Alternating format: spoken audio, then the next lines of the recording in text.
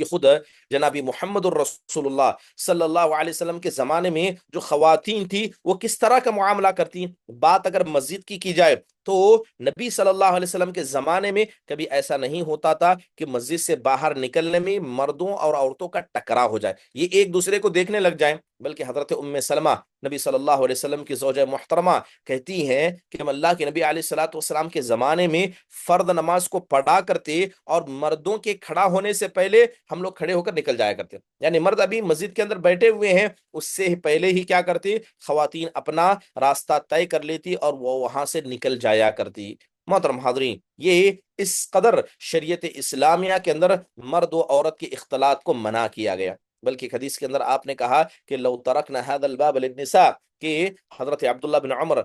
رضی اللہ عنہ کہا کرتے کہ جہاں تک یہ مردوں عورتوں کا اختلاط کا مسئلہ ہے، اگر کوئی آدمی مسجد کے اندر بھی اس کی اجازت دے تو اتنا فساد عبادت کے انجام دینے میں، اتنا فساد نیتوں میں آ سکتا ہے جس کی کسی آدمی نے توقع بھی نہیں کی ہوگی۔